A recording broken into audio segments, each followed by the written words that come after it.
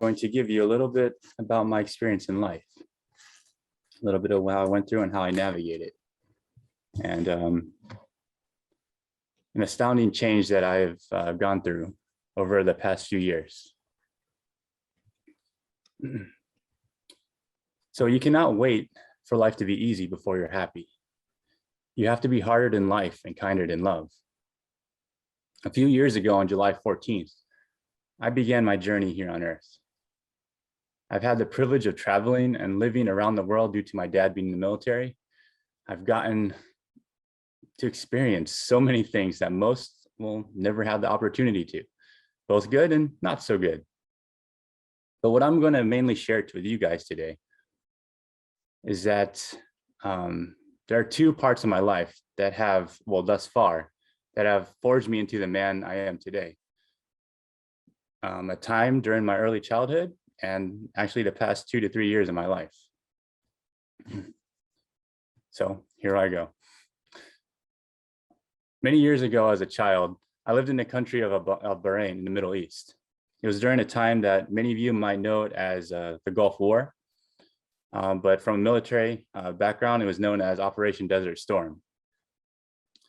When I was living there as a child, this country was, actually the Middle East in general, was completely war-torn. There was a lot of pain, suffering, and malice due to the reign of the dictator who you might know as Saddam Hussein. My father was an upper-level Navy military officer who actually devoted his life to keep myself, my mom, and all of us safe.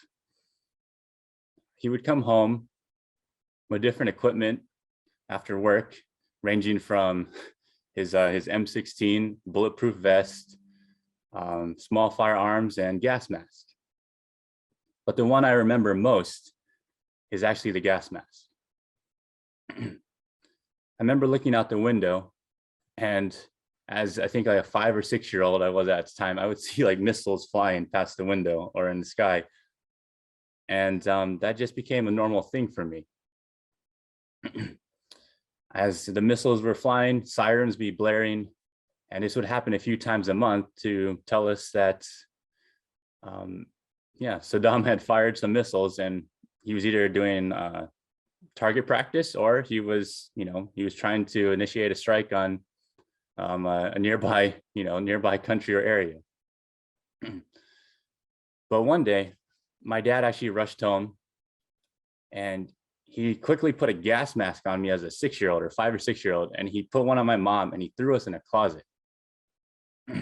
And he said, "Don't move, and remember what I taught you, because a missile was just fired, and we think that it's a biological missile that Saddam's testing, and we're in a very heightened state right now, and we have to be on guard."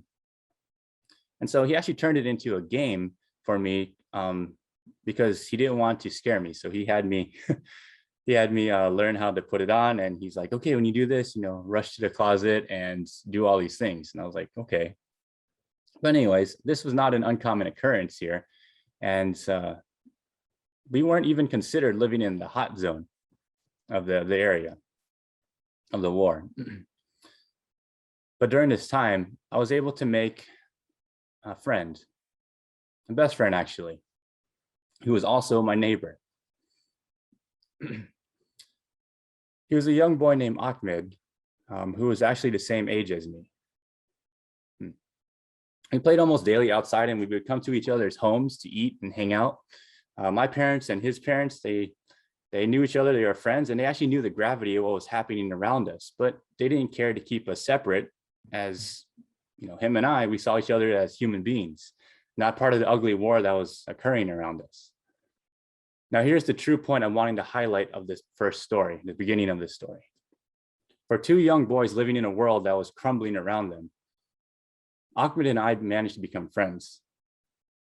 This boy was raised here in Bahrain, and he did not speak English. I did not speak Arabic.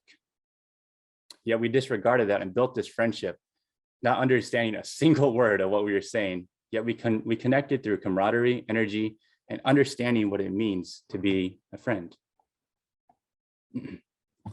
It actually wasn't, it wasn't until the US that I experienced a lot of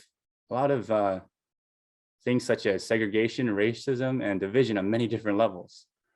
When I finally got to America after my dad had been relieved of duty over in Bahrain, when we got to the US, I became very confused and actually became heartbroken very early in life. As a child, I saw many different cultures abroad and felt acceptance, love, and warmth, only to be stricken with new feelings of pain, which I didn't understand when I got here. And to this day, I still think, I was like, why was it like that? People come here, to live their hopes and dreams. And then you have a certain mindset of how people are going to be when they get here, and it's completely different. But anyways, this first challenging experience allowed me to become stronger and to create a foundation that I hope to instill in both the young and old that can hear my story. Now, this next part of my life moving forward, this is connected. This happened in the past 2 to 3 years of life. A couple of years ago, I've considered myself to be in very good health. I was going to the gym almost daily, and actually at this point I was playing basketball at the gym. Ended up getting hurt, rolling my ankle, spraining my ankle, and I ended up in the emergency room with x-rays and all that. So I ended up on crutches, and then I had to sit on my butt and I had to heal for at least a month. So as I was sitting on my butt, I started becoming more aware of my thoughts and also my body, like physical things. I was able to notice every little ache and pain. I had to sit there and just really focus on that.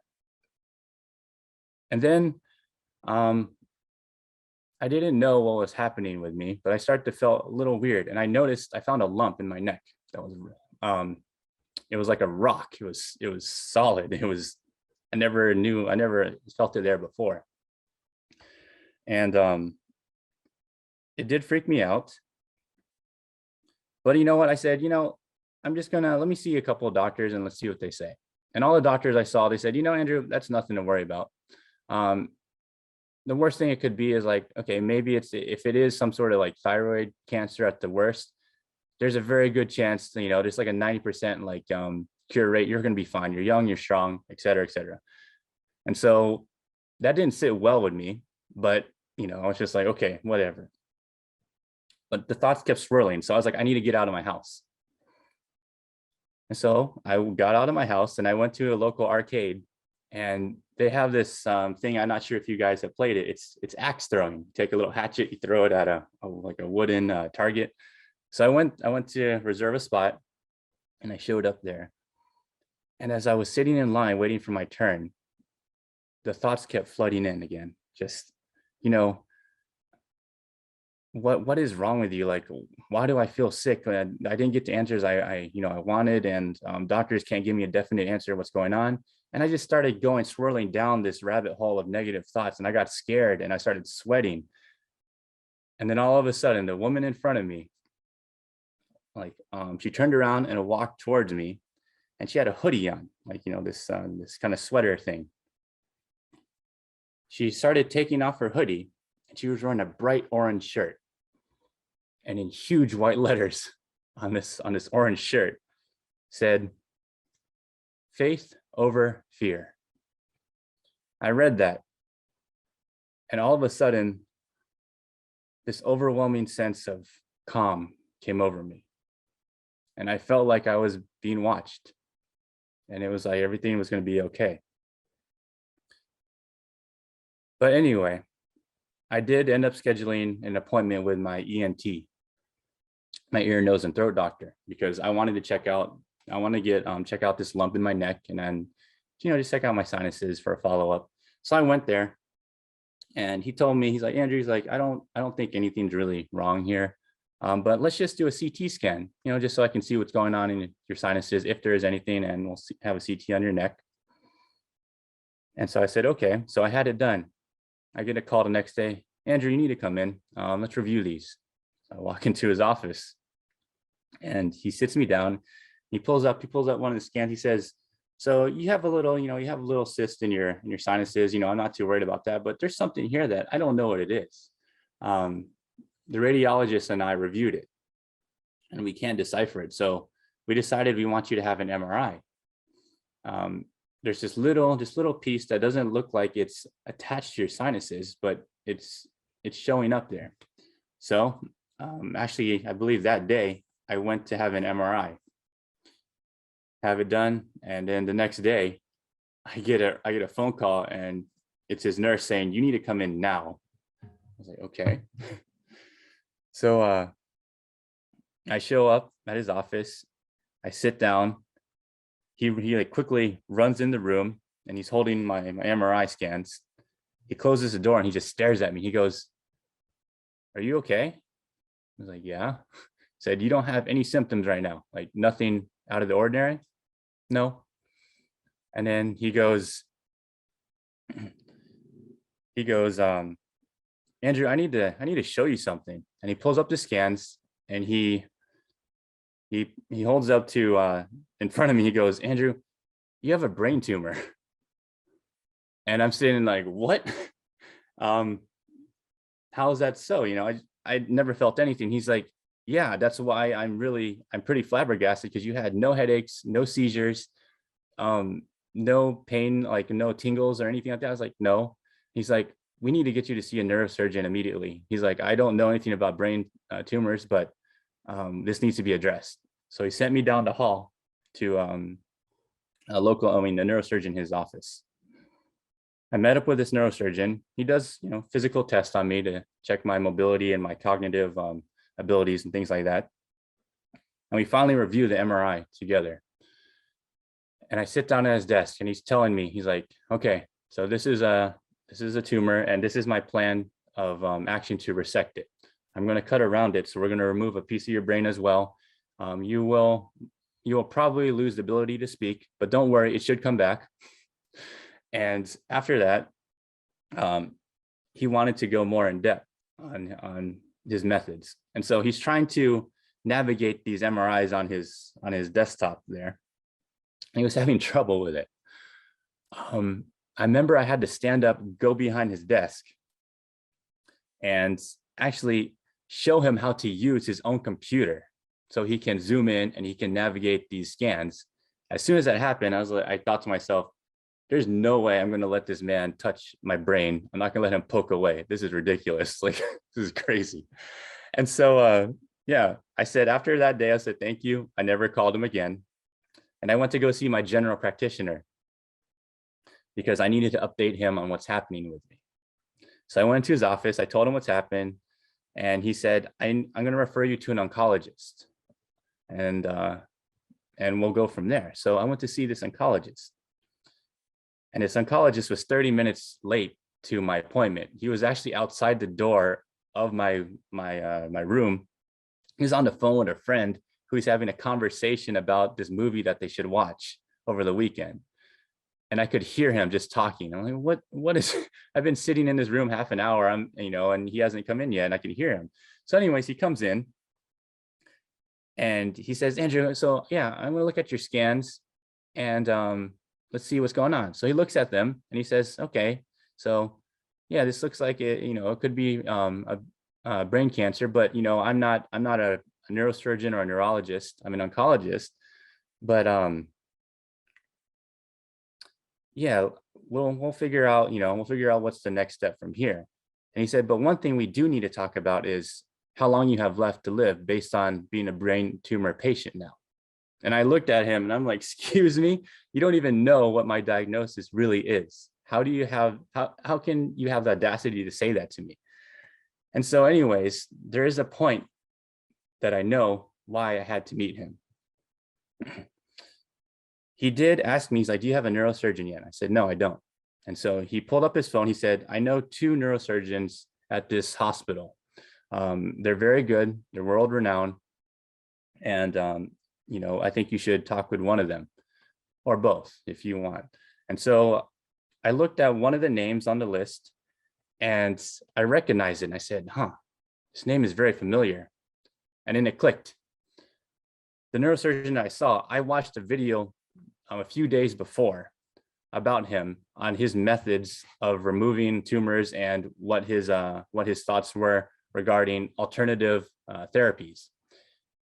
And I remember I did not like it because he was so against any other type of resection or treatment other than surgery.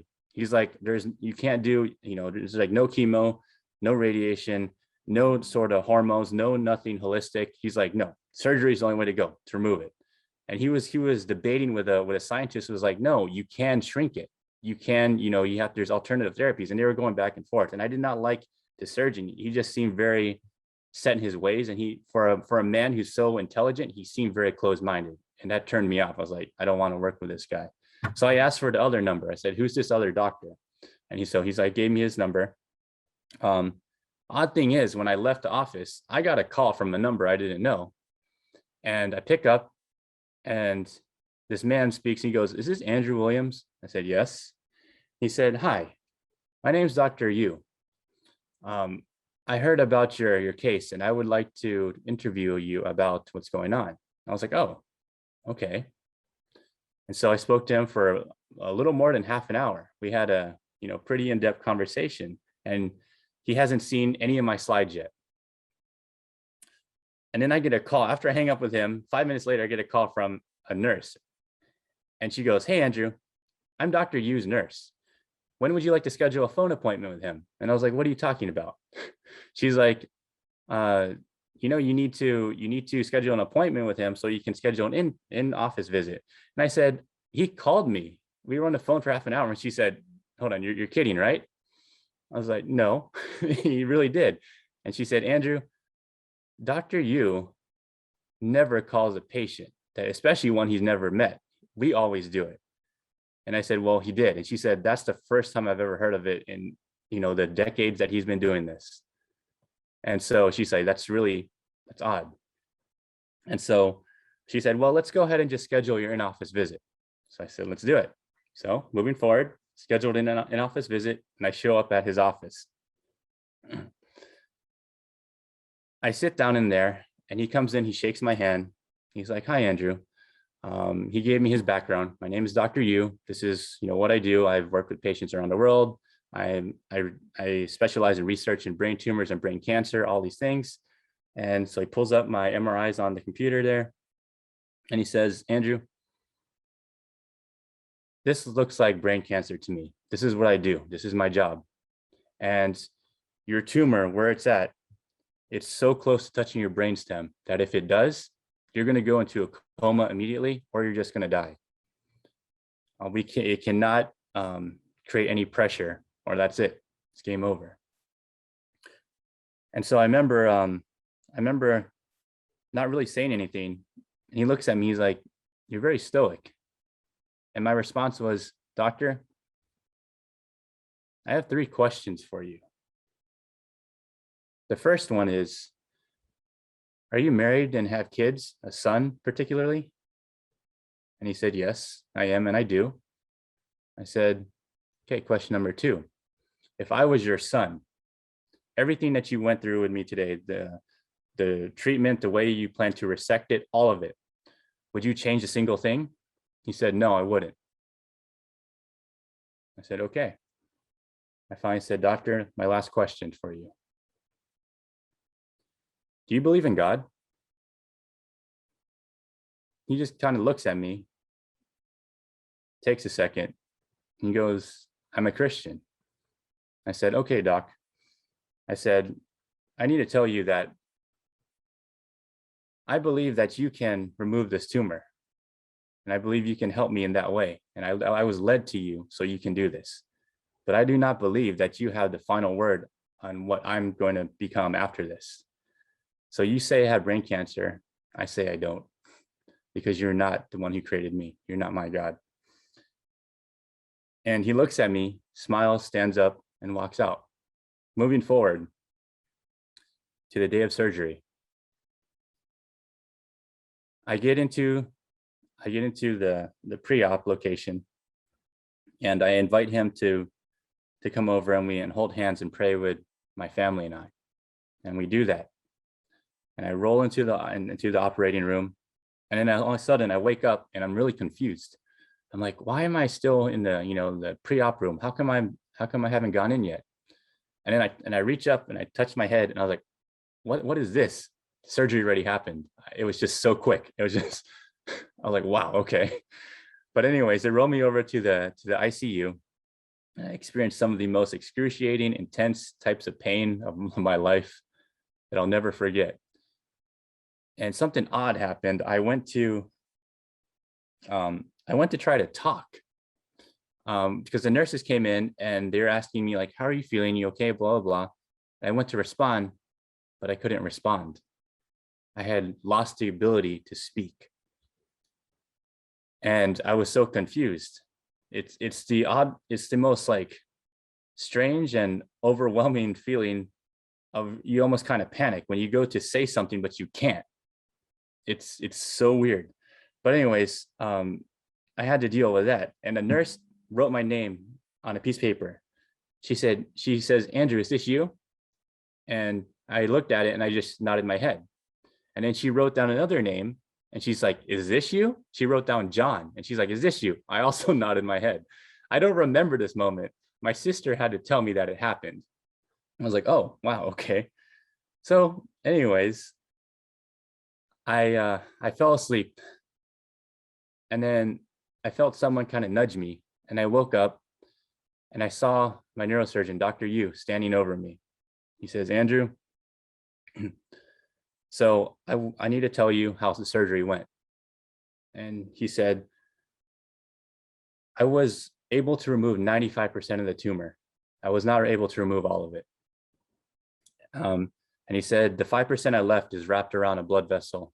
And if I were to touch it, you had a danger of bleeding out and dying. So I left it.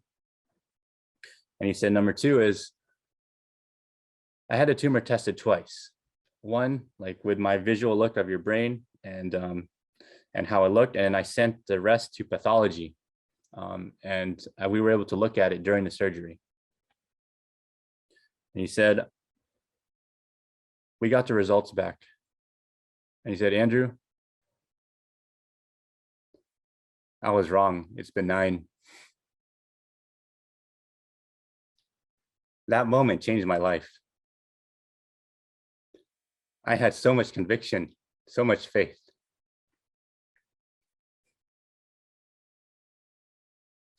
From that moment on, I knew what my testimony was, what my purpose was.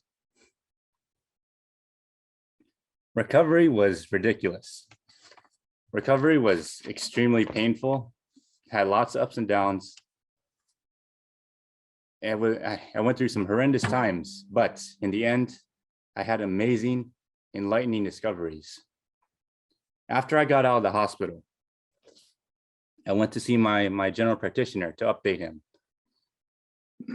And he comes up to me, he's like, Andrew, he's like, when's your surgery? I said, I already had it. And he's like, what? And he looks at me, he ushered me to his office. He's like literally physically kind of sat me down in a chair, went around his desk, put his hands down, just stared at me for a good 2 minutes, didn't say a single word. And after a couple of minutes, he said, Andrew, I've been doing this my whole life. I've seen a lot of brain tumor patients. I can't even tell you had brain surgery. He said, there's no deficiencies. There's nothing in your movements, the way you speak, anything. And he stood up, walked around a desk, and he had me stand up. He put his arm around me. And then he turned and he put his hands on my shoulder. And he looked me in the eyes. He said, you are meant for something special. God really loves you. And he said, keep in touch with me, but you're going to do great things. And I left his office. So I want to let you know that For the longest time, I sat with this story. I did not know what to say because I felt kind of shy about it. I didn't know how to respond to people. I didn't know how to say what I've been through. And it started to occur to me that, this story, all the things I went through, once I recovered, once I healed, I discovered my story wasn't for me anymore. It was for anyone out there who needs it to help them through. And what I want people to know is, if you can believe in fear, you can believe in faith. Both are unseen, yet only one can give hope and heal. I never lost that. And I want people to know that your pain is your proclamation, because the depth of your pain is an indication of the height of your future. Your story is your power, your superpower. Another may try to tell it, but only you can write it. My doctors told me how long I had left to live, what my diagnosis was, what I was going to do, what my life was going to be like. And I said, no. Who gives you that authority? You're not me. You're not who I believe made me.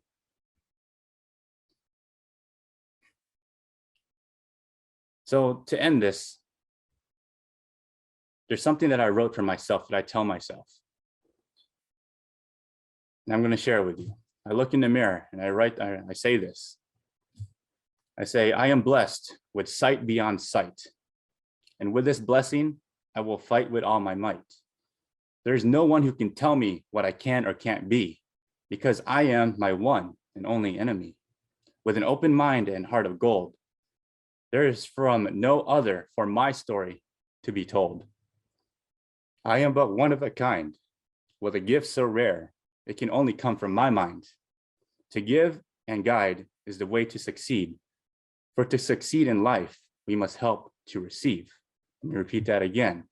For to succeed in life, we must help to receive.